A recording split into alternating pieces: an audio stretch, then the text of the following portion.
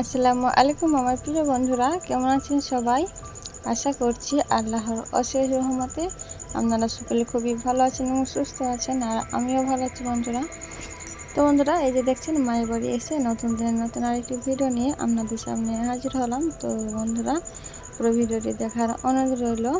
তো বন্ধুরা, প্লিজ একটা লাইক করে কন্টিনিউ করবেন। আমার ভিডিওতে যদি নতুন বন্ধু হয়ে থাকেন, প্লিজ চ্যানেলটি সাবস্ক্রাইব করে আমার পাশে থেকে যাবেন। তো এই যে দেখছেন বন্ধুরা, বাবুরা কি করছে দেখুন। এই যে দেখুন, আমার বাবুটা এখানে খেলা করছে। ওটা হচ্ছে আমার বোনের তো ওরা ঘন্টি বানাচ্ছে আর কি, দুজনে মিলে ঘন্টি বানাতে ব্যস্ত। আর ওই যে এখানে ছাগলটা দেখলেন, খাসিটা হচ্ছে আমার বাবুর, তো ওর নানি দিয়েছে ওকে। তো বাড়ি যাওয়ার সময় ওকে নিয়ে যাব আমাদের বাড়ি।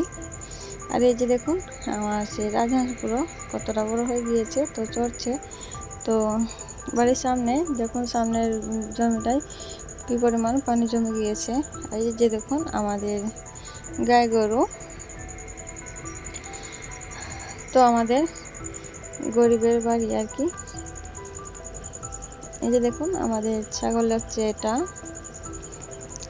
তো এই যে এখন হচ্ছে আমি খের কাটার জন্য যাচ্ছি। তো মা হচ্ছে পালই থেকে খের কেটে দিচ্ছে, তো খেরগুলো হচ্ছে আমি কাটবো। তো আপনারা দেখতে থাকুন বন্ধুরা। তো বন্ধুরা, নতুন বন্ধু হয়ে থাকলে প্লিজ চ্যানেলটি সাবস্ক্রাইব করে আমার পাশে থেকে যাবেন, এবং দয়া করে ভিডিওর কমেন্টে বলবেন না যে বন্ধু হলাম, সাপোর্ট করলাম, পাশে থেকো, এই ধরনের কমেন্ট করবেন না। গত 2 দিন যাবত আমি এই ধরনের কমেন্ট অনেকই পাচ্ছি। তো প্লিজ আপনারা আমাদেরকে দয়া করছি ভিডিওর কমেন্টে ভিডিও রিলেটেড কমেন্ট করে যাবেন, এবং কমিউনিটিতে বলে যাবেন যে সমস্ত নতুন আপনারা বন্ধু হচ্ছেন। আমি ঠিক সময় মতো 24 ঘন্টা পরে ব্যাগ দিয়ে দিব আপনাদেরকে। আর এই যে দেখুন বন্ধুরা, কি সুন্দর একটা ফুল ফুটেছে কুমড়ো গাছে, কুমড়ো না কদিমি মানে লাউ গাছ কি জানি। আর এই যে দেখছেন আমাদের বাতাবি লেবু গাছে কি সুন্দর বাতাবি ধরেছে দেখুন। তো এবছর হচ্ছে 3টে বাতাবি টিকেছে। তো দেখুন বেশ অনেকটা বড় বড় সাইজ হয়ে গিয়েছে, কয়েকদিন পর পারা যাবে। তো কি সুন্দর লাগছে দেখুন বন্ধুরা। আর এই যে এই গাছটা হচ্ছে ডুমুরের গাছ, তো ডুমুরও ধরে আছে। তো এই যে বন্ধুরা কি সুন্দর লাগছে দেখুন একদম। তো আর বছরও হয়েছিল, তো আগের বছরেরটা তো একটাই খাওয়া হয়েছিল, একটাই টিকেছিল আর কি। আর একটা মসজিদে দেওয়া হয়েছিল, 2টো না 3টে টিকেছিল কি জানি। তো একটাই খেয়েছিলাম, বেশ খেতে সুস্বাদু ছিল। আর এই যে দেখছেন এখানে হচ্ছে আমি কিছুটা বই নিয়ে চলে আসলাম।